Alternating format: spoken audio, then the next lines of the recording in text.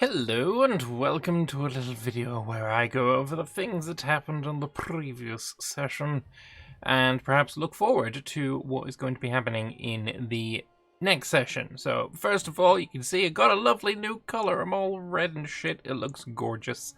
In England, yeah, new color. Unfortunately, we didn't manage to change the flag because that has to be done in a mod update, and unfortunately Vespasian is unavailable right now. But yeah, that's unfortunate. So various things have happened. Of course, I've still got this Tuscan land here, or Tuscia has taken it because he's making cities for me.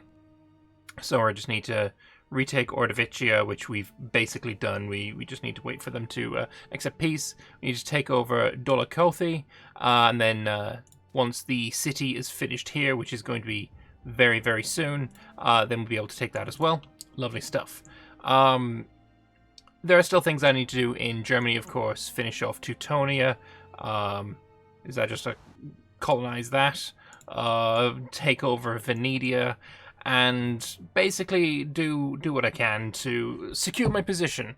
At the moment, we're having one issue above all others, and that is stability, and not in the case of just literally the stability mechanic, but also just in general, just the stability of my empire. I am having trouble with cultural diversity. This is the greatest way to put it ever.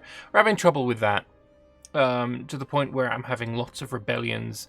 Lots of provinces are losing a hell of a lot of loyalty, and I'm just getting rebellion after rebellion. And unfortunately, because of these issues, my ranking in the game has gone down significantly to the point where I'm last.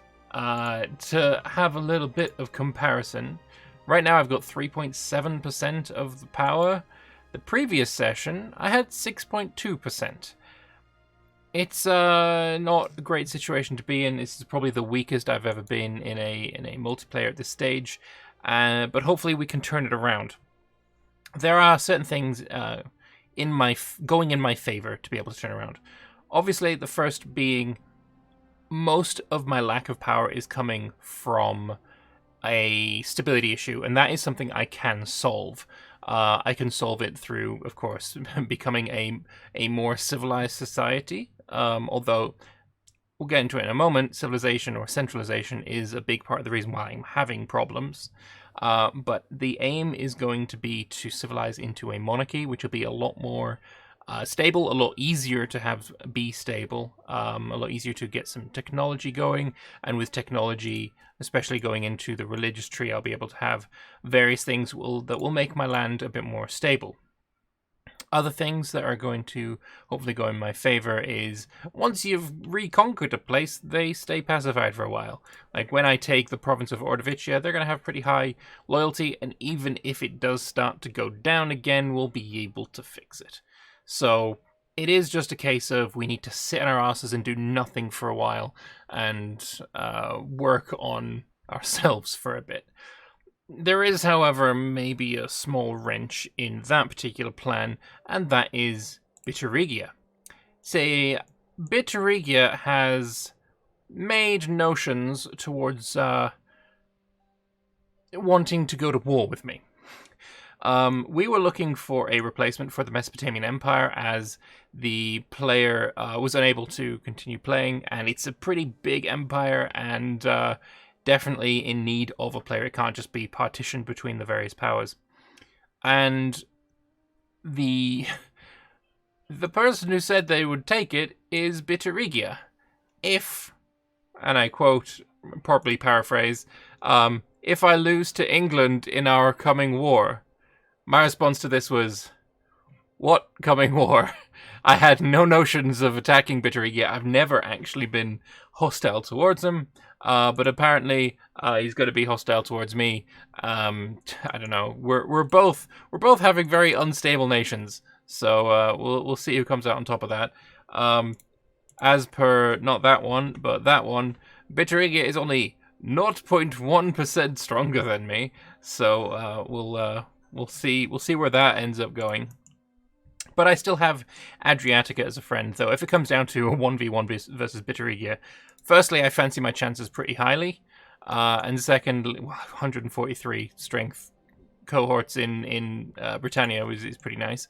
I fancy my chances pretty highly, and also, yeah, that's it really. I just fancy my chances. But yeah, we'll get through that. We'll get through Bitterigia if necessary, and then he'll jump over to Mesopotamian Empire. Leave me alone. But yeah, that's pretty much all I want to say, really. We have things that we need to do. For example, reconquer whatever that guy's called, Cortesiania. We need to integrate him. He's annoying. We need to reintegrate Auskia and Cocasantia and Ordovicia and all of these little rebellions, and then centralize, become a monarchy, and get strong. And that's the plan. Let's see if we can manage that. If you are watching this when this video goes live, I am streaming this over on twitch.tv/LordLambert_. If you hop over there now, you'll probably see a stream starting soon screen. And yeah, it'd be great to have you in chat. But yeah, that's pretty much it from my point of view. In other points of view, Numidia continuing to eat into Iberia. He's going to be super strong. Tuscia took on a big chunk of Bitterigia and ate all of that. Adriatica is at pretty much the height of his power right now, for now. So he's doing pretty well. BK and Bucephalia, which I think is a rename. Not sure about the icon being a bird for a nation called Bucephalia, named after Bucephalus, Alexander's warhorse. Either way, he and BK fought Tokaria and lost. Unfortunate. I don't know anything about what Levantine Republic did, or Arabia, although it looks like Arabia's got a bit more land here, perhaps. We'll see. And yeah, Tokaria just, yeah, they beat BK and Bucephalia. And that's pretty much all I know. I had a pretty involved session, and I was involved in losing quite a lot. So we'll see where things go. Hopefully upwards. Hopefully. Please be going upwards. Anyway, head on over to twitch.tv/LordLambert_. I'm currently streaming, and it'd be great to have you along for the ride. But until, yeah, I'll just see you there. Bye.